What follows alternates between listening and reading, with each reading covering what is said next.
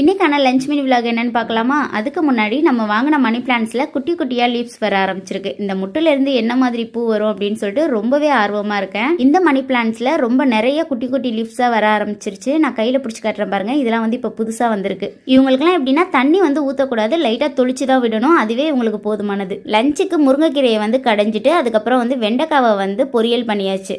Haemoglobin கம்மியாக இருக்கிறவங்களுக்கு, உடம்பு ரொம்ப சோர்வாக இருக்கிறவங்களுக்கு முருங்கைக்கீரையை இந்த மாதிரி கடையில் வச்சு கொடுங்க. கீரை பிடிக்காதுன்னு சொல்கிறவங்க கூட கேட்டு வாங்கி சாப்பிடுவாங்க. ரொம்ப ஹெல்த்தியும் கூட, டேஸ்ட்டும் சூப்பராக இருக்கும். இப்போ வந்து நான் 1/2 கிளாஸ் வர அளவுக்கு துவரம் பருப்பை நல்லா வாஷ் பண்ணிவிட்டு தண்ணி இல்லாமல் வடித்து எடுத்துக்கிறேன். இதில் 4 பல்லு பூண்டு சேர்த்துட்டு 1/2 ஸ்பூன் வர அளவுக்கு மஞ்சள் தூள், அப்புறம் 1 ஸ்பூன் வர அளவுக்கு பெருங்காயத்தூள் எடுத்துக்கிறேன். இதை சேர்த்துட்டு ஒரு 1/2 கிளாஸ் வர அளவுக்கு தண்ணி சேர்த்துட்டு 3 விசில் நான் போட்டு எடுத்துக்கிறேன். ஒரு குக்கரில் ஒரு மாதிரி வேகும். இது 3 விசிலில் ஆனால் நல்லா கரைஞ்சிரும். அதுக்காக நான் 3 விசில் போட்டு எடுத்துக்கிறேன். இப்போ வந்து இது கூட வெண்டைக்காய் பொரியல் வந்து பண்ணிடலாம் அப்படின்னு சொல்லிட்டு அதையுமே கட் பண்ணி வச்சுட்டேன். வெண்டைக்காயுமே இன்றைக்கி லஞ்சுக்கு வந்து ரொம்ப சிம்பிளான மெனு, அதே சமயம் ரொம்ப ஹெல்த்தியான ரெசிபி. கீரை கடையிலுக்கு இன்றைக்கி வந்து சின்ன வெங்காயம் தான் எடுத்திருக்கேன். 2 கைப்பிடி வர அளவுக்கு சின்ன வெங்காயத்தை இந்த மாதிரி இடிச்சிட்டு சேர்த்துக்கிறேன். அப்புறம் 5 பல் பூண்டு அதையுமே வந்து இடிச்சிட்டு சேர்த்துக்கிறேன். ஒரு பாத்திரத்தில் 3 ஸ்பூன் வர அளவுக்கு ஆயில் சேர்த்துட்டு ஆயில் நல்லா சூடானதுக்கப்புறம் 1/2 ஸ்பூன் கடுகு, 1/2 ஸ்பூன் ஜீரகம், அப்புறம் வந்து ஒரு 4லேருந்து 5 காஞ்ச மிளகாய், அப்புறம் வந்து தட்டி வச்ச பூண்டையும் சேர்த்துக்கலாம். இப்போ சின்ன வெங்காயத்தையும் சேர்த்துட்டு வெங்காயம் வதங்குறதுக்கு கொஞ்சமாக உப்பு சேர்த்துட்டு இதை வதக்கி விட்டுருங்க. வெங்காயம் ரொம்பலாம் வதங்கணும்னு இல்லை, ஓரளவு வதங்கினா போதும். இப்போ வந்து முருங்கைக்கீரையை நான் 2 தாட்டி நல்லா வாஷ் பண்ணி எடுத்துக்கிறேன்.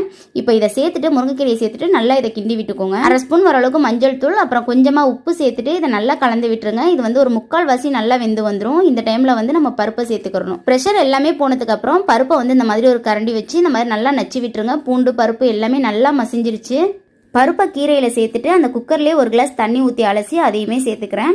சேர்த்துட்டு நல்லா கலந்து விட்டுருங்க. கலந்து விட்டுட்டு இது பார்க்குறப்ப கொஞ்சம் தண்ணியாக இருக்கிற மாதிரி இருக்கும். நல்லா கொதி வந்து சூடு ஆறுனதுக்கு அப்புறம் நல்லாவே திக்காயிடும். கீரையை மூடி போடாமல் வேக வச்சு எடுத்துக்கோங்க. அப்படி நீங்கள் மூடி போட்டிங்க அப்படின்னா நீங்கள் என்ன தான் பார்த்து செஞ்சாலும் கசப்பு தன்மை அதில் ரொம்பவே இறங்கிரும். கீரை நல்லா கொதிச்சு வந்ததுக்கப்புறம் கரண்டியை வச்சு இந்த மாதிரி நான் நல்லா நச்சு விட்டுக்கிறேன். நீங்கள் பருப்பு கடையிற மத்து இருந்துச்சு அப்படின்னா அதை வச்சு நல்லா கடைஞ்சி விட்டுக்கோங்க. அவ்வளோதான், சூப்பரான முருங்கைக்கீரை கடையில் தயாராகிடுச்சு. இப்போ நம்ம ஸ்டவ் ஆஃப் பண்ணிடலாம். முருங்கைக்கீரைக்கு சைடிஸாக அப்படியே வெண்டைக்காவுமே பொரியல் பண்ணியாச்சு. இன்னைக்கான லஞ்ச் மெனு சுட சுட ஒயிட் ரைஸ், முருங்கைக்கீரை கடையல், அதுக்கப்புறம் வெண்டைக்காய் பொரியல், அப்புறம் வந்து கொஞ்சமாக வந்து கேரட், அப்புறம் வெள்ளரிக்காய்லாம் கட் பண்ணி வச்சுருந்தேன், ஒரு அவிச்ச முட்டை. இன்னைக்கான லஞ்ச் மெனு இது எல்லாமே தான். இந்த மாதிரி இன்ட்ரெஸ்டிங்கான ரெசிபிஸ்லாம் வேணும் அப்படின்னா என்னோட சேனலை மறக்காமல் சப்ஸ்கிரைப் பண்ணி வச்சுக்கோங்க. அப்போ தான் நான் போடுற வீடியோஸ் எல்லாமே உங்களுக்கு உடனே வரும். நீங்கள் ஃப்ரீயாக இருக்கப்போ செக் பண்ணி பார்க்கலாம். இதே மாதிரி வேறொரு இன்ட்ரெஸ்டிங்கான வீடியோஸில் பார்க்கலாம். தேங்க்யூ ஸோ மச் ஃபார் வாட்சிங்.